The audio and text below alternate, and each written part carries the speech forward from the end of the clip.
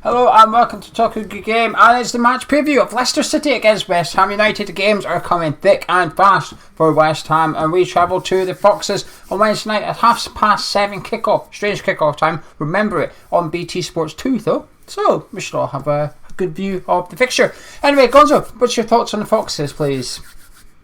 The Foxes, it seems not that long ago that we did this, Geo, and it wasn't that long ago that we did this, was it? So my thoughts remain the same. They've had, can we call it a dip?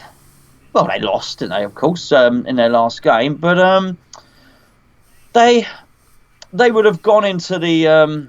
they were riding so high, they looked like for a time that they were going to be the ones to finish seconds. Nobody can really challenge Liverpool, it seems, this season. They faltered slightly, didn't they? Am I right in thinking they lost against Liverpool and Man City in their heads-to-heads just before Christmas, didn't they? So they've taken a bit of a hit there.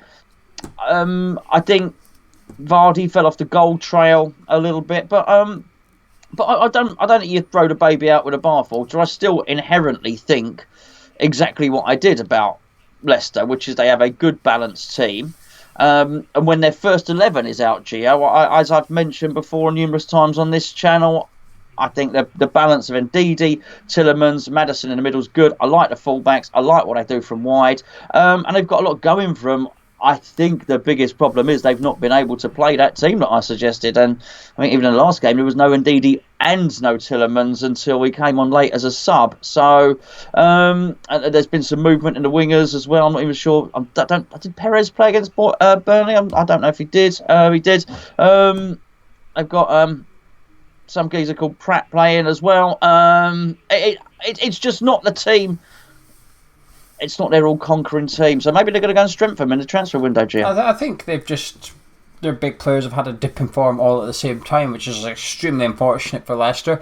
I don't want to say they've been rumbled, but I think teams have worked out that if you actually do what Leicester do to you, which is press high and stuff, they don't really like it too much. Indeed, he's been out for the last few games, and they just don't look the same without him. I've always been adamant that he's fantastic, and I think this proves my point. If anything, he's missing, but too many players just out of form. Not that they need drop, but it's just come at the right time for us a little bit. However, it's still a successful season for them. They could probably lose the next 10 and still finish in a relatively good position. They will get over it. It's just a blip. Every team has them. You have to admire the way they play, though. But what is their aim now, Gonzo? They've obviously lost their last two, which was at home to Southampton or away to Burnley. What's got their aim today, given their form? I think it's got to be top four. It has to still be top four. There's no doubt about that, and they've got every chance of doing it. But there's team. You mentioned Indeed. You're absolutely right. The team is so much about balance, and you take one. The balance is about having things evenly distributed. That's balance, and so it's all very well having Pereira there on the right. But if you haven't got Chilwell playing on the left, then that's a massive part of the way they play. Get the players back. It's a big test of Brendan Rodgers. Not just his squad, but maybe his tactical ability and his man management. So you had to get something for him. But there's no reason. This happens to clubs. Clubs have dips throughout the season. And there is no reason that they can't come back and get top four. It has to be the aim. I think actually it would be a massive disappointment if come the end of the season, after the great start and middle that they've had, if they finish fifth. I think that would be a major disappointment for them. Yeah, it's top four for me as well. City will overtake them. City are starting to pick up form a little bit. But even after that, there's still nobody that was really going to snatch those places. Chelsea are banging out of form. Spurs just look like a mess. Mourinho's gone in there and not done as well as I expected. Man, you are just a laughing stock. Arsenal will start climbing the table a little bit under Arteta, but the opportunity is there for Leicester to go get it. Plus, the League Cup. They drew the first leg, which is probably disappointing for them. But if they can win the second one, get to Wembley, and whichever Manchester club they come up against, obviously Manchester City very likely, on their day they'll fancy their chances. Chilwell was actually dropped against Burnley because of form. Right. Yeah, he was dreadful against Southampton. He's been out of form a little bit, Ben Chilwell. But against Southampton he was horrendous, so Rodgers dropped him, took him out the team. So I think indeed he's the only one that's been missing through injury. Tielemans been dropped for the last couple of games as well, again because of form. So Rodgers is not struggling, but he's very much trying to send a message or two to that Leicester team. So yeah, you've been fantastic, but you need to keep this up. You've got to do it over 38 games, not just 20, then stop. With all that in mind, though, which players do you admire the most over at Leicester? I must mention him because I always forget. I really like Kasper Schmeichel. I always forget. I name outfield players. I always forget to talk about that. So just while I remember, I like Kasper Schmeichel. I like Soyuncu. I think he's come in and done really well. Possibly destined for greater things. Well, they won't be too happy about that. They lose Harry Maguire and they might lose his replacement as well. The obvious ones are everyone's going to say. I mean, Maddison's in there and is a good player, and of course Jamie Vardy. But I do like Tielemans. I do think he's a really good player, like you were like, and Didi. And make no secret about it, I think Pereira is possibly my favourite right back. I don't consider Alexander-Arnold to be a right back really. So I think. What do you consider him to be then? Somebody that just sits so high up the football pitch. He's almost like a midfielder, mate. He's almost like he's I don't even know what position he's in. He's not quite a winger, and the way Klopp plays, he doesn't have to act like a normal right back, Trent Alexander-Arnold, because of what Liverpool do in terms of actually people to get up and down and play in a right back role. I do like an attacking player though, and Pereira's one of my favourites. Barnes looks all right whenever I've seen him, maybe as well, Geo, to be fair. Yeah, Barnes I've liked him for a little while. I've seen him at West Brom and when they recalled him and he scored his first goal for Leicester against us, which was due because he always found himself in getting good chances and he was just never taking them. But I always say to you, don't I, that getting in the position is the hardest bit. Finishing will just come eventually. If you can get in the hardest bit, I seen earlier a stat about it was trying to defend Sebastian Aller missing chances and stuff, and it was like the players at the top for the biggest chances missed this season. Sadio Mane was top. He missed 15 biggest chances.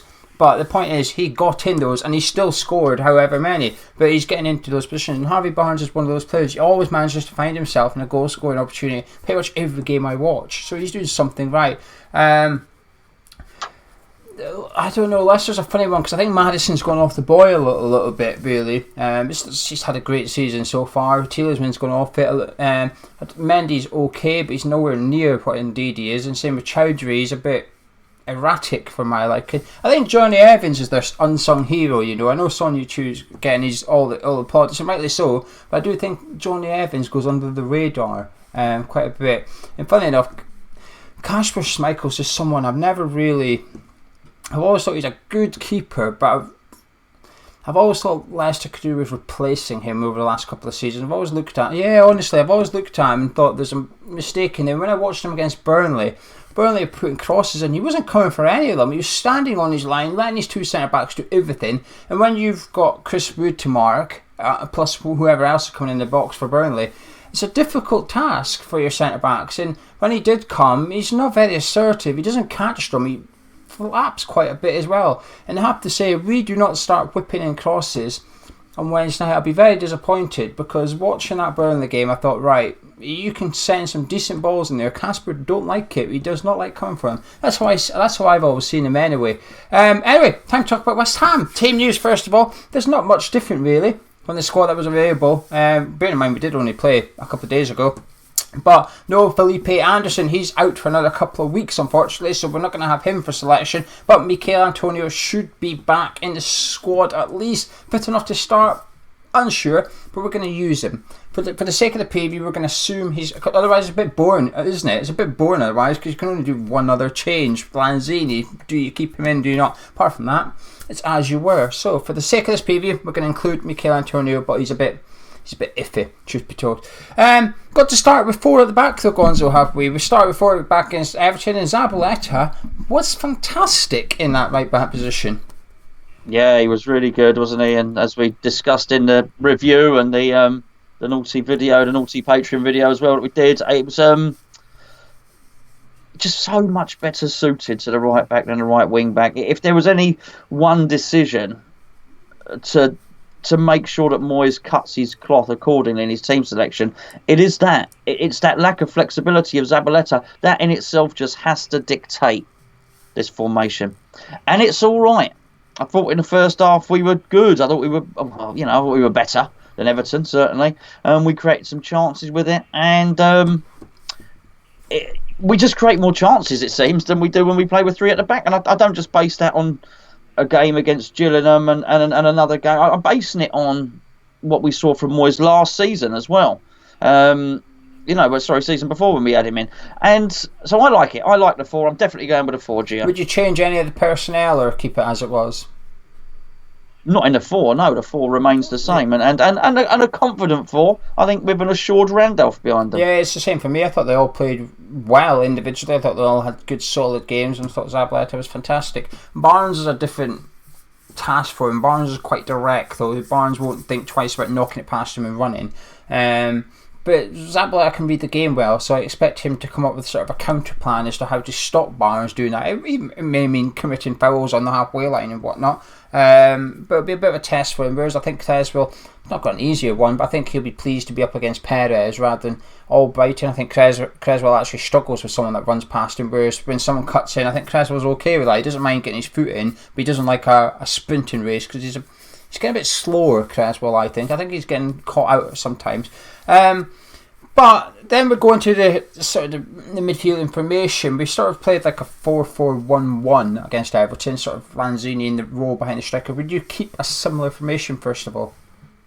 Yeah, I think so. I don't think there was anything wrong with the shape in particular, Gio. Interesting. I am changing it, but I'll get onto that. How would you line up your midfield 4 then, please? Rice and Fornals sat central. Snodgrass on the right. And Arthur Masuaku on the left, just before he joins Napoli. And your number 10 role in your striker, please? My number 10 is Manuel Lanzini. You're keeping him in? Keeping him in. But he was stinking against Everton. He was a bit stinking against Everton, but actually stinking against Everton and stinking against Sheffield United was Mark Noble. So I've got to play Fornals there, and then I don't have Felipe Anderson available to me because you've denied me the opportunity to select him. I've not denied you. Well, you just told me. You told me he's not in, so I can't pick him. You told me I can pick Mikel Antonio. I can't pick thingy. So your fault, clearly. So number 10, I'll have to go Lanzini. There's no one else to play there if you're going to play Fornals in the middle, which I am. And it's not just that with Noble, Gio. We've already seen, Noble can't. We've got lots of games now, so he's just played a couple of days ago. He's got to have a rest, and then he'll come back for the West Brom game. Spoiler for the West Brom preview, obviously there. But and I'm playing Mikel Antonio up front.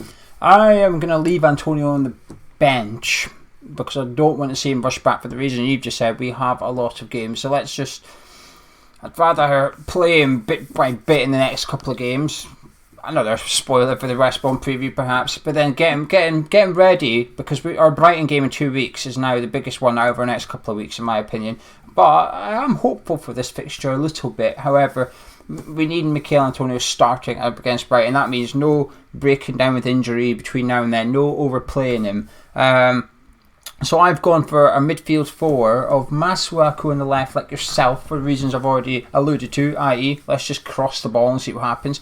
I put Rice in the middle with Snodgrass because I think that's where their strength is. I do expect Rodgers to make changes in there. Tielemans, while he's been dropped the last couple of games, it means he's fresh, so he's going to come in, possibly for Pratt.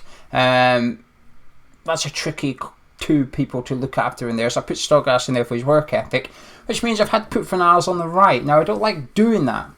However, I do think he can read the play very well, and I do think he's good at crossing it. So I'd like to see him crossing it from deep. No, don't try and beat Fuchs or Chilwell, whoever's left back. Don't try and beat him for pace because you're not going to manage it. Get the crosses in, but also I know that Fornals will run back and help Zabaleta. Whoever's left back, Fornals will track him and do his best to get back. Up front, I've gone with Sebastian Haller and Ogeti. It's time to chuck the kid in. I was impressed with what I saw against Everton, Gonzo. He came on, put himself about. He had a little naughty nibble at Holgate, okay? But he's got off with it. The FA looked at it and said, no ban. But do you know something? I like a little bit of that about a player. I think it's... If you get sent off, then it's stupid, okay? I'd probably be sitting here saying the complete opposite. But I like a little bit of player that goes on there with a bit of aggression in him. I want to see that. Too often we've seen players do the opposite. How often have we come on previews or reviews and we spoke about Lanzini or Felipe Anderson bottling 50-50s? I want to see a guy flying into a 50-50, make it so the next time it comes up, the defender thinks, oh, hang about, I don't really fancy it against this guy, he's going to go through me. I want to see that. He's got to be given a chance at some point. I just watched that Burnley game. They played 2 up front against Leicester for the whole 90 minutes, Rodriguez and Chris Wood, and it worked. Every time they went forward, they pressed Leicester's defence. Leicester try and play out from the back, and they're not as good at it as Liverpool. They're not as good. They often make mistakes. They often kick it and it goes out for throw-ins or whatever. We've got to do that. We've got to pressurise their centre-backs and Kasper Schmeichel when the ball's on the deck, and that's how we've got to do it with those 2 up front. I also thought they played okay together in that short spell against Everton. When Alia got that ball, he knocked it down to Ajeti straight away. Ajeti got it, and I thought, there we go, potential. So I want to see potential on the pitch from the start against Leicester. Not the 85th minute when we're a goal down. There's too late for that. Get it on at the start, and if we can go up, fantastic. Get one of them off, and then go 4-5-1. But anyway, are you hopeful for this fixture? I'm going to repeat myself. Hopeful for a draw, Geo. Hopeful for a draw. Are you more hopeful than you were before Leicester's last couple of games, and bearing in mind our first half against Everton? Is that giving you a little bit of... Yes, I think it has. I think it's fair to say that. I think you've got to put the Leicester recent form into the equation. I mean, there was many positives as negatives against Everton, I think, so you could take other stuff away. But I think it is the opportunity. We often bemoan the fact at West Ham that we play people at the wrong time. All right? If a team's got a new manager in, they're going to be playing West Ham. When your team signed that brand new player, you're going to be playing at West Ham. If someone's been injured all season, he'll be fit for West Ham. We like to moan about these sort of things. This is the right time to be playing Leicester, actually. You know, we've not got them in this game in the middle of that purple patch. If you're going to play Leicester at their place, I think now's a pretty good time to do it. And I feel hopeful. If he puts anything like that team out that he put against Burnley, then I think you've got half a chance. So I really, really do. Whether we'll see you 2 up top's another matter. But, I do feel relatively hopeful of getting something from the game. I'm feeling hopeful as well. You know, like I said, I watched them yesterday. We've had an extra day's rest, which is important when the fixture congestion comes in around, and you've got to take that into consideration. We've got that little advantage there. But Moyes has got the answer handed to him by Burnley and Southampton. If he's got 180 minutes of football you can go look back on, and you can include the Aston Villa League Cup semi-final in that if you want. It was 1-1, but that's a good result for Villa. You could go have a look at the last 3 games and think, right, I'm a way to get evidence here, and we'd see 5 goals scored against Leicester City. How have they done it? Let's have a look. And there will be answers there for him to take, and all he has to do is replicate it with our lot. Southampton, Burnley are our immediate competition in the Premier League. There's no point looking at City and Liverpool going, well, how have they done it? Because we don't have Salah, we don't have Mane, we don't have those types of players. But if you look at Burnley, Southampton, our players on paper are arguably better. And it's up to Moyes to get the transition from paper onto the football pitch. That's his job. That's what he's paid to do. And if he can, and they both played 2 up, Gio. Burnley did. I'm not sure about. Well, yeah, and Southampton, didn't they play Long and Ings? I'm not 100% sure. I think they played like a 4-3. I think they might have played 4-4-2 actually, because Stuart Armstrong started and he only plays when they're sort of going 4 in the middle. So they might have gone 4-4-2 actually. It's a blueprint then, maybe you're onto something. Pressure their defence. They don't like it. Every time I watch Leicester, someone goes at their defence, they're not a fan. They backtrack too much for my liking, and end up passing around in the 6-yarder almost and then booting it. And if we can bring what we had in the first half against Everton, I was happy with what we had in the first half against Everton. Do that over 90 minutes, I'm hopeful we can get something. You're right, this is the best time to play Leicester. There's no excuses. This is a Leicester with players out of form. Maddison's out of form, Tielemans out of form, Chilwell's out of form, indeed he's injured. It's perfect for West Ham. We've got to get some, and I do think we need a couple of bonus points after dropping 2 against Everton. With all that said and done, can I get your score prediction, please? Are we going to do it? I think we can get a draw, Gio. I think we can. I think. And I said it last time. I said 0-0 last time, didn't I? Yeah, I think it's. I think it could be 0-0. I'm just going to stick with that scoreline. Actually, I think that was. since he's come in, we've not conceded a hatful of goals. So I think we have every chance of getting a clean sheet. So yeah, I'm gonna go with 0-0. I'm gonna go for 1-1. I think we are good for the goal, but I think they're good for the goal as well. As Vardy likes playing us, doesn't he? He does. Vardy loves playing West Ham. He missed the last game because of the birth of his child. He's back for this one. Not scored in a couple of games, so it's time for Vardy. So 1-1 for me. Anyway, you guys at home, let us know what you think in the comments. What 11 do you want to see? Mine and Gonzo's are not too different, but he wants to keep Lanzini in for some reason. As much as I like Lanzini, he ain't starting. He's not good to him.